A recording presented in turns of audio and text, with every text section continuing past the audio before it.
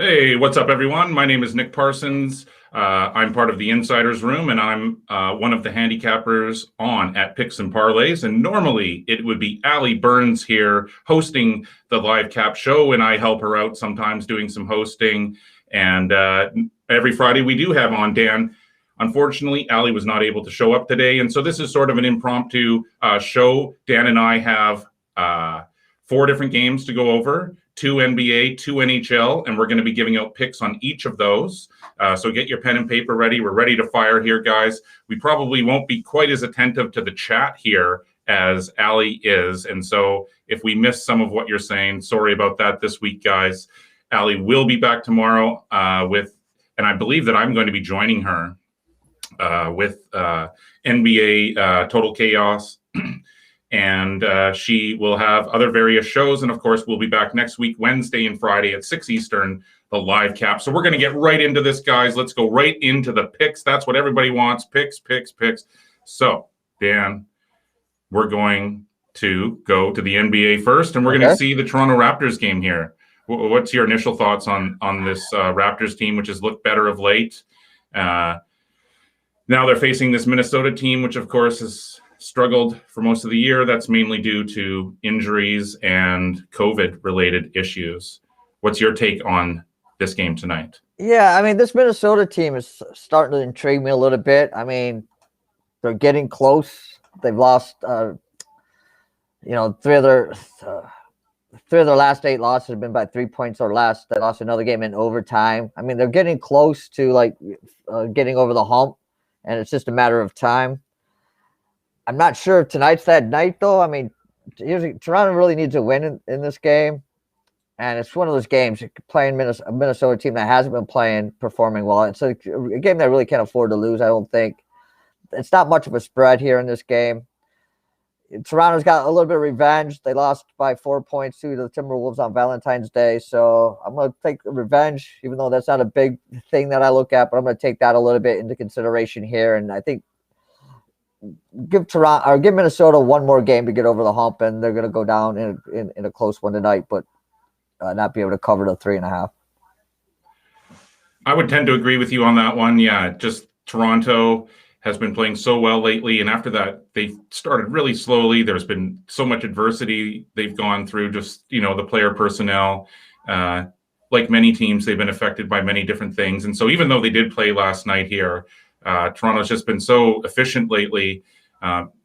Minnesota's lost 6 of its last 7 games. I mean, I don't usually like going against those types of situations. But in this case, yeah, at some point, Minnesota is going to win straight up and against the spread. But I don't think it's going to be here. The Raptors are 4-1 against the spread in their last 5 road games versus a team with a home winning percentage of less than 400. So the Raptors know how to win on the road. This is a really good team. And yeah, as I said, they started slowly, so they're not taking anything for granted now. They have a lot of room to make up. And I mean, when you see the decline of the Bucks here recently, Toronto's got to be sort of liking his chances still in this Eastern Conference, which has been pretty turbulent. I mean, even the Western Conference too, Dan, I think you would agree, has been sort of like that. And so, listen, we've come to a consensus on this one. But if you were looking at a total, do you have any thoughts on the total at all? No, not really. I haven't really even looked at the total. I was just kind of concentrated on the side, and I haven't really played many totals this year. I kind of just been more of a side guy, so I kind of tend not to look at them unless something really catches my eye when I first look at the numbers. Right. Yeah, both of these teams played a pretty up-tempo. Minnesota's defense has been pretty horrible. I guess if I was leaning to a total, I'd be leaning to the over in this one. I think that Toronto can take advantage of this weak perimeter defense of the Wolves here and put up some points. And so that would be my lean on that one. But the other very interesting NBA game that we have on the slate tonight, ladies and gentlemen, is the Warriors. Sorry, not the Warriors. The Jazz and Clippers. The Jazz and Clippers, of course. The Jazz they're 24-5. They're against the spread streak, stopped a couple of games ago, but then I believe they've now won 3 straight again against the spread. The Clippers had come into that last game with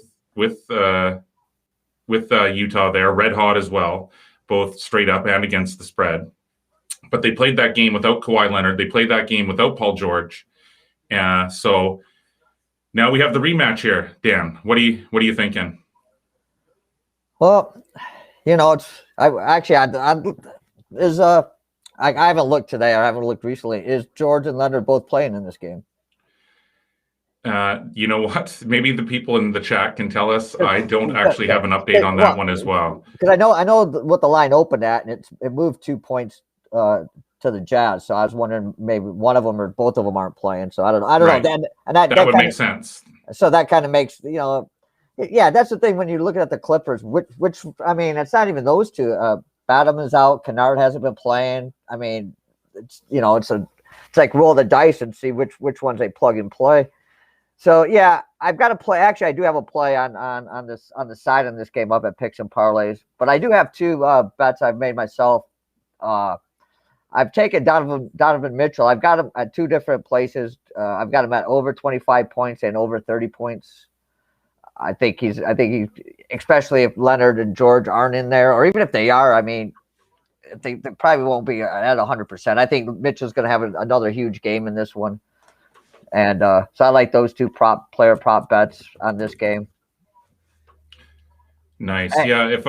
I also have a play on this one on the side, but if I was going to play a total, I would lean to the under here. I just think that the last thing the Clippers can do is get into a shootout with the Jazz. I mean, both of these teams have good defenses. Obviously, the Jazz have been shooting the lights out. They've been so super efficient. But yeah, I mean, at some point, all good things have to come to an end. This run at this point seems a little unsustainable, unrealistic to me. I mean, it's been fantastic. They've been playing unbelievable. But yeah, I think at some point it's going to end. And I think that this could be a night anyways. As far as the total is concerned, I just think, yeah, this total is a little high. And so my strongest play on this one as far as the total is concerned, is the under. Yeah, I would go with that also. And again, and it depends on who's playing for the Clippers. If it starts to get a blowout, then and they start playing, both teams start playing bench players. This game could easily go under. Yeah, I know you've been waiting for this train ride to stop. We talk in the insiders room. I know you keep saying it's going to stop soon. So, right. We'll see. Yes, no, the whole eyes of the basketball world will be on that Jazz game tonight for sure, whether Kawhi Leonard and Paul George are playing or not. So why don't we Chicago-Philadelphia game done? No, we didn't do that one, Bear Hug. We could touch on that one though. We were going to move on to the NHL, but I didn't have anything particular on this one. But if I could just have 1 second here to look at that, I do know that Philadelphia has been struggling against the spread here. So let me just pull this up. Yeah, it's lost now 4 straight against the spread. Funny enough, all 4 of those games have also gone over the number. Now they're facing a Chicago team. They have not played this Chicago team yet this year. So yeah, the last time they played was February 9th of 2020. So Chicago has been winning lately against the spread. It's coming off 2 straight wins straight up. Obviously, it's been looking better. It held on for an OT win in Indianapolis and then was at home and survived against Detroit there. It covered the 2.5 point spread, won 105-102. So listen, for me, I would absolutely go with Philadelphia here. I like Philly. Philadelphia recently in its games, the spread has been larger. It's been like yeah. I just think that this 8 is a manageable number to cover here. Or has it gone all the way up to 11 now at this point? But it did open at 8. And so, yeah, lots of money has come in on Philadelphia. But my lean here on that one, Bear Hug, is on Chicago. I don't know if you have any feelings about that one, Dan. If at 11, I'd take a look at Chicago, but like I said, it's a game we weren't going to look at, so I'd actually want to see if I can see why it went to 11. Right. You know, That's a good. is Levine not playing, or is somebody out? I mean, because they're kind of thin right now anyway, and you know, with injuries. I know Markkanen hasn't been playing. Otto Porter hasn't been playing. They've had a couple other guys nicked up, so I guess I'd want to see who's not playing. And I don't really not sure if they have anybody that can stop Embiid. I mean, if Embiid comes out, I mean, he's been pretty much coming out and playing every game so far this season. I mean, he's kind of like looks like he wants to dominate, not take games off. So if he comes out and does what Embiid's been doing, I think it's going to be tough. I mean, Levine can get his, but you know, Levine can usually get his, but I think Simmons can slow him down. And if Levine's not getting his, and the rest of the team there's not a lot there. If Kobe White's not hitting the three, there's not a lot of scoring on that team. So yeah, I'd look at first I'd want to see who's not playing, and then I might take the 11 because that is a lot for you know, because Philly does struggle sometimes, so covering the big numbers. So I want to see who's playing and then go from there. Sound advice there, Dan. So we do have a few people watching us, guys, and so I just wanted to quickly touch on. Normally, Allie Burns is doing this show, and I sit in with her and help her along. And Dan sits in with us on Friday, and it's Kurt Alexander with us on Wednesdays. But today, Allie could not show up today, and so I'm hosting it along with Dan. We've already gone over 3 games so far, 3 NBA games, and now we're going to look at 1 NHL game, I guess. Here, it's a pretty short card here, Dan, and the offerings aren't that fantastic, really. And so before we leave, why don't we look at one of these games and we can give out some picks? Was there any of these 4 games here that you particularly liked or wanted to break down here? No, I'll leave it up to you. Don't really have a preference unless you want to go with your Canucks or their home team. Okay, well, we can look at the Canucks there. And so the total is at 6, and Vancouver is a slight favorite, I guess, there at -125. Vancouver's coming off the 5-1 win at Calgary. And so on the live cap show on Wednesday, Kurt Alexander and I both gave out Vancouver as one of our picks, and they were an underdog there in Calgary. Vancouver had lost 2 of 3 at home to Calgary and then just played that single game there. So that was 4 in a row against Calgary. Vancouver really needed a win there. They have been obviously not playing well. Defense has been the major issue. Vancouver's scoring over 3 goals per game, but it's allowing over 3.5 goals per game. So obviously that's not a recipe for success over the long term.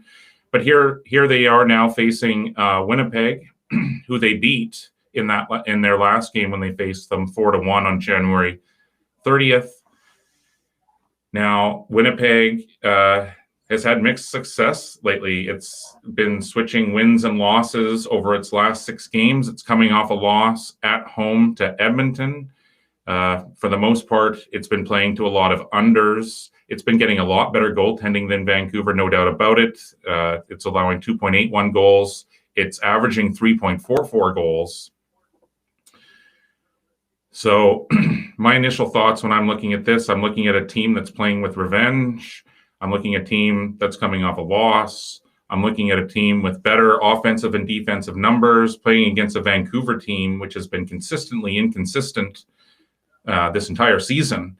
And so I would think that just isn't a clear home advantage whatsoever here at all, that I would lean Winnipeg here. That is my initial thoughts on that one. But Dan, did you have any thoughts on the side, or did you or total or anything? Well, I mean, last night was a pretty heavy under night. I mean, it seemed like almost every game. I think there's only one game I bet under that actually won over. I think everything was pretty much went under last night. So, you know, there's a trend reverse tonight. That's, you know, but I'm going with you. I like Winnipeg in this one. I mean, they've been, if you could say, they've been more consistent. I mean, they're 4-3 in the last 7 compared to the Canucks 2-7 over their last 9. I think the big difference is, you said, one, Winnipeg does have a better offense, but I think their edge is definitely between the pipes. Connor Hellebuck for Winnipeg is 7-2 with a 1.56 goals against in his career against Vancouver. Vancouver's goalie hasn't been all that stellar this year. So yeah, I'm with you. I'm going to take the better offense and the better goaltender in this game, and my early play would be on the Jets. Right.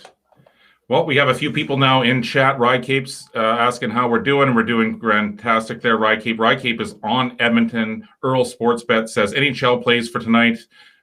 Carolina over 6, Florida under 5.5, Edmonton plus 102, Winnipeg plus 110. So Earl Sportsbets, he agrees with us on that Winnipeg one. And I'm going to butcher this last name, as I always do with everyone's names. So he says Brosoit is in net for Winnipeg, by the way. All right. Well, that is great. And so Albie Rodriguez is asking Florida minus 1.5. Now, let's take a quick look at that game, guys, okay? And so just to recap here, guys, if you guys are tuning in, normally it's Allie Burns doing the show. She could not come in and host the show. And so Dan and I, who are normally on Friday anyways, we're just taking it away here and doing our best to fill her shoes as best we can. But no, let's take a quick look at that Florida game. Now, Florida in Detroit. Okay, so poor Detroit here is coming off the 2-0 loss at Chicago. It's seen the total go under in a lot of games here. It doesn't have a lot of wins. And now facing a Florida team who is off the 4-3 OT win over Carolina. But previous to that, had won 6-4 at Tampa Bay. Florida's seen the total go over in 4 straight. So what did these two? So yeah, they have played together, and Florida won 2-1 the last time they played. That was just on February 9th. And Detroit, I mean, yeah, look at this. It's just seen the under come in so many games here. What is the odds on Florida minus 1.5 right now? Yeah, Earl Sportsbets is saying a Florida flat spot tonight, I feel. Yeah, it could be sort of a letdown spot is what you're talking about there. Florida off those 2 big wins, and then it was the OT win on the road there in Carolina. So yeah, I'm all about trying to find those ones where there's a letdown there. What is the line on this game, by the way, just so I can quickly see? What could you get Detroit on the puck line? Because I would say that would be something that I would consider. I'm kind of going with Earl Sportsbet's line of thinking there on this particular game, and that it could be sort of a trap look ahead sort of letdown game. And so I'm just going to try to find what the price is on Detroit on the puck line. Plus 1.5. Plus 1.5, minus 160. So that's a little too expensive, unfortunately. Jeez, yeah, I'm going to have to officially say that I have no opinion on that one. I'm having a hard time figuring out the total there on that one, and I can't pull the trigger on that large a price on the puck line. And I mean, it's hard to also pull the trigger on Detroit as the underdog there at home. I guess if I had to choose a play here, it would be the dog. And so just like I gave out the Canucks there with Kurt on Wednesday as an underdog, yeah, I guess I would go with Detroit there. But perhaps, Albie, you can come on Wednesday and let me know if you won that bet there with Florida again. But that was my initial thoughts there, guys. Dan, did you have anything else you would like to say or anything? Because we've been going for quite a bit here, and I think it's been pretty good. Yeah, I'd say on that game, I'd lean or take the under. I mean, Detroit, I mean, I feel sorry for the goaltender, Grice. I mean, he's like 1 or 2 and 15, but I don't think he's given up more than 3 goals a game. Right. It's just that they can't score, and they play defense. They're pretty good at the defense end, but they have to be because they just can't score. They just don't have anybody that can score. it's a sad thing for Hockey Town USA, but it's the dead things are the dead things once again. So I knew a similar when I went to school. A guy that I went to school with, his name was Steve Passmore. He went on to play for the Chicago Blackhawks, and he played for the Kelowna Rockets forever. And they actually went on to become a really good team and win the Memorial Cup and different things. But when Steve played for them, they were horrible. But he was such a great goaltender, and he would face 60, 70 shots and stuff and have such a low. But yeah, they just could never. His teams were just bad teams. He was always a really good goaltender on really bad teams. Yeah. So there you go. It's very similar sort of story there. So Dan, thank you, sir. No problem. And I guess that's it, guys. We're going to call that an end of a stream here. Allie Burns will be back tomorrow morning. Allie Burns will be back on Wednesday, and everything will return to normal as soon as possible. So I hope you guys enjoyed what we gave you today. And until next time, we will see you then. So take care.